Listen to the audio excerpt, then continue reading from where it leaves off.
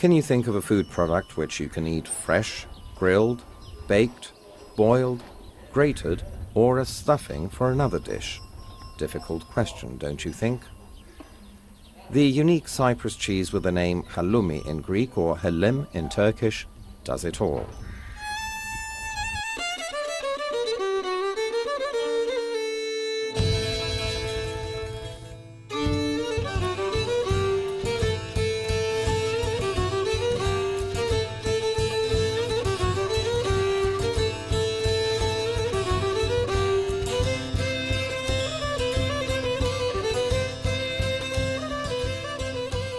Halloumi has graced the tables of Cypriots for centuries. It's part of the food culture and serves as a unifying element for the two main communities of the country, the Greek and Turkish Cypriots.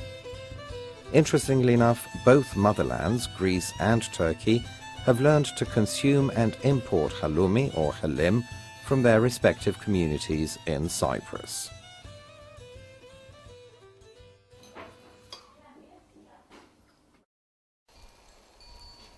It's not clear when halloumi was first produced, but it goes back as far as there have been shepherds tending their flocks in Cyprus.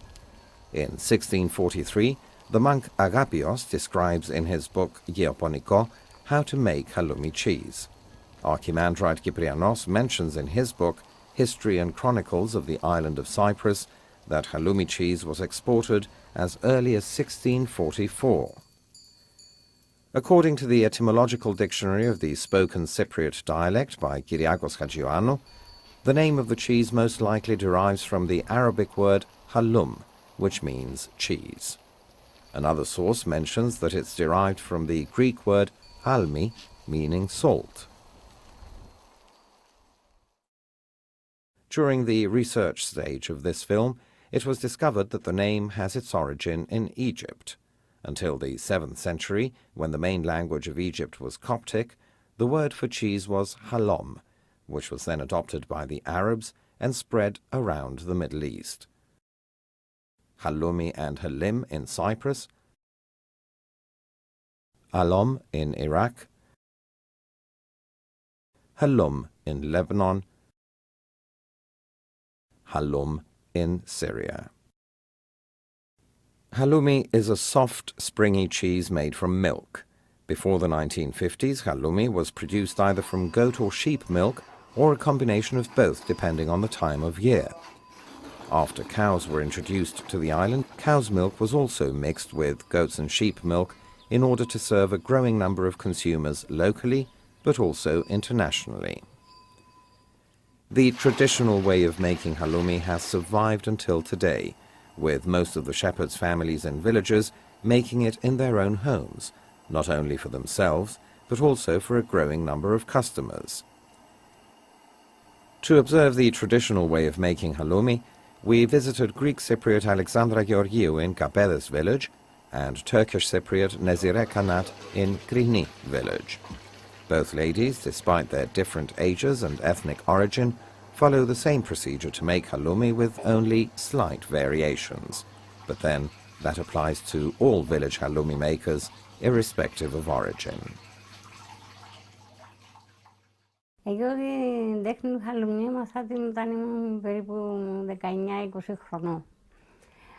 Ο πατέρας μου ήταν γεωργός, αλλά είχαμε που ένας πιο κατσίκες να πούμε, είχαμε στο σινί και είχαμε τες και λίγο καλά που εγκαλεύκαμε, εγκαλεύκαν και άλλοι γειτονίσσα και άλλοι και μνήαμε το και έκαναμε το χαλούμι, άλλοι. Μετά που έμαθα, ύστερα που παντρεύτηκα, επειδή ήταν και ο άντρας μου είχε ζώα, έμαθα και τον καιρό παντρεύτηκα ως τώρα που το κάνω πάντα το γάλα. Ήταν κοινή η ζήση μας, δεν κάναμε άλλον τίποτε. Ο άντρας μου ήταν στα ζώα, και εγώ ήθελα να πάω να το βοηθήσω να αγαλέψουμε, να καθαρίσουμε τις μάτρες και να έρθω να κάνουμε το γάλα. Babam çobanıydı. Ailemiz kalabalığıydı. Evde 3 kız vardı. Üçümüz de yapardık. Geleneksel olarak şeyimizdi zaten. Yani kendi sütümüzü harcamak zorundaydık. Yapardık. Annemden öğrendim. Çocuk yaşta annemden öğrendim yapmasını mesela. Evlendik, meslek olarak da devam ettiriyorum.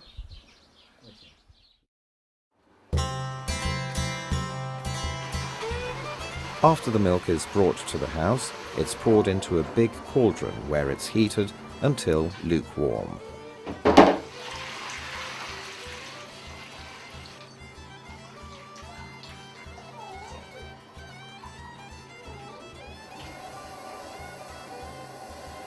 The rennet is then added.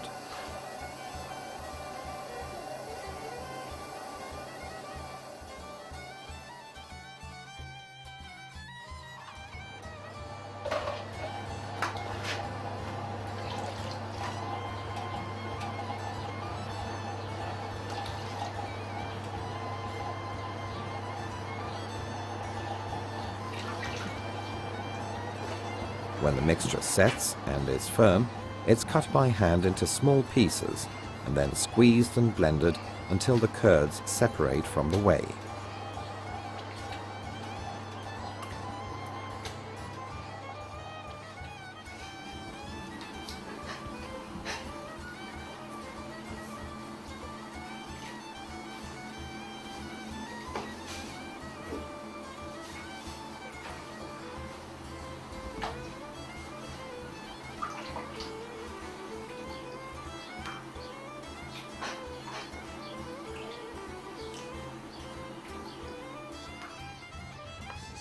The curds are then put into a cheesecloth or a specially woven basket and squeezed so that all the whey comes out and the curds are almost solid.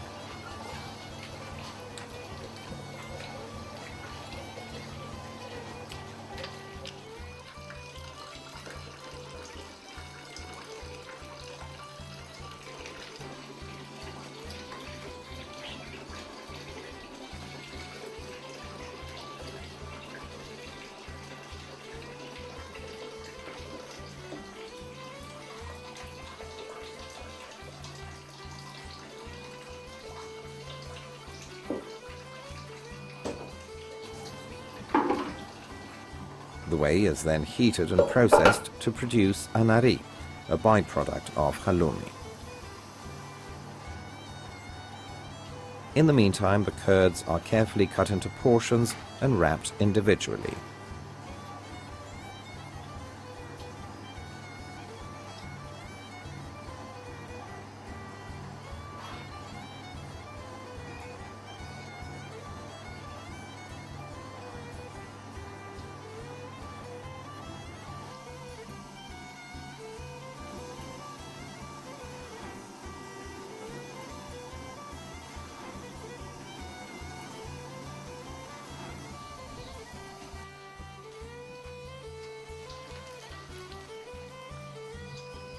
After the anari is collected, the wrapped pieces are put back into the whey.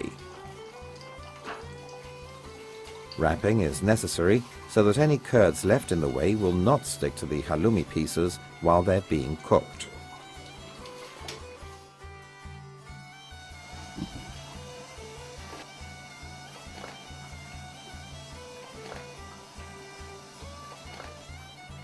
halloumi is ready when it floats in about 45 minutes to 1 hour.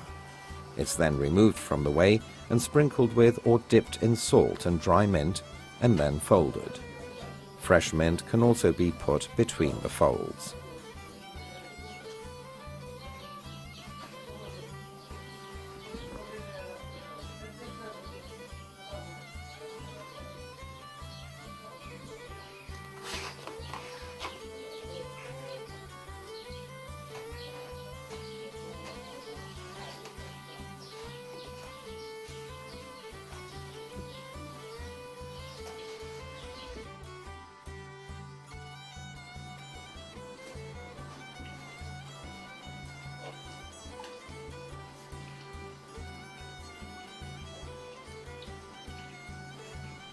Halloumi is then ready and can be eaten fresh or allowed to mature in jars covered with salty whey for 40 days.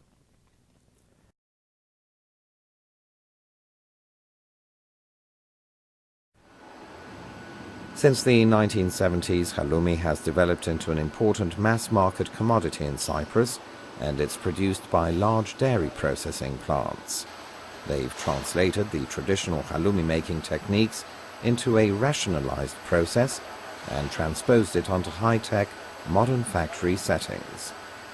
Once the milk from farms all over the island is delivered to the factory, it's first clarified and then piped into a 5-ton vat, where it's pasteurized to about 35 degrees Celsius. Next, rennet is added. A bacterial culture is also added. When the milk sets, the curds are stirred with cutters. The curds are transferred to a press where the molds are filled.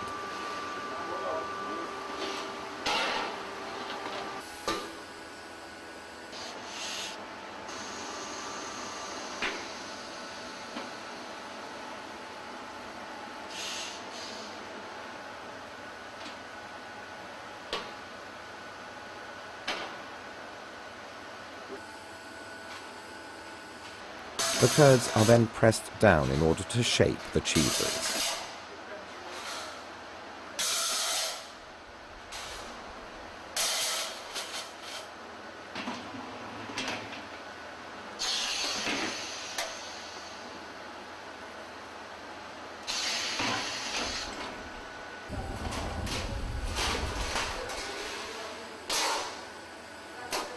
The molds containing the curds are then cooked in hot whey at 80 degrees Celsius for about 45 minutes. Next, they're hoisted out and laid onto the tables where sea salt and dried mint is sprinkled over the cooked halloumi while still hot. The cheese is then folded by hand. This dates back to the days when halloumi was made in the traditional way and spread out after cooking. Folding the elongated cheese meant that more individual halloumi pieces could be packed into brine containers to preserve them. Once folded, the cheese is cooled and immersed in salty whey for 2 days before being drained and weighed. Extra mint is then sprinkled over it before it's vacuum-packed and ready to be dispatched.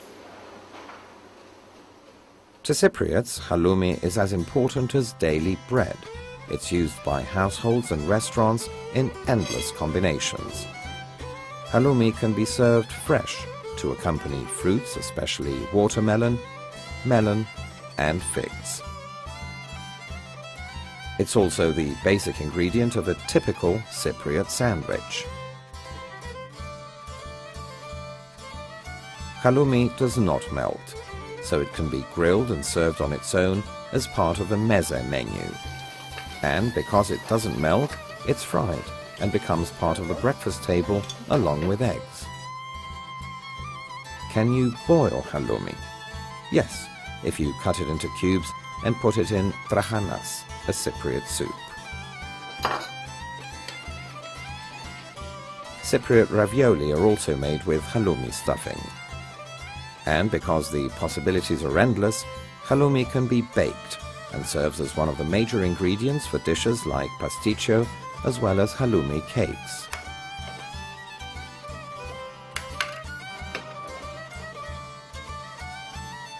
Halloumi is also grated and sprinkled on top of pasta. Last but not least, halloumi pies are sold in large numbers by all bakeries around Cyprus.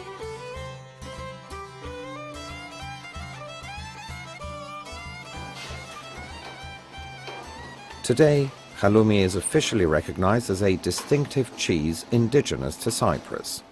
The United States in 1999 and the European Union in 2002 registered it as a Cypriot product.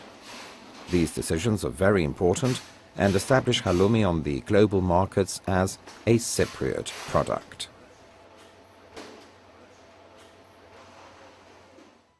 As mentioned at the beginning of this film, halloumi serves as a unifying element for Greek and Turkish Cypriots. Through the years, both communities managed to preserve the traditional way of making this indigenous product.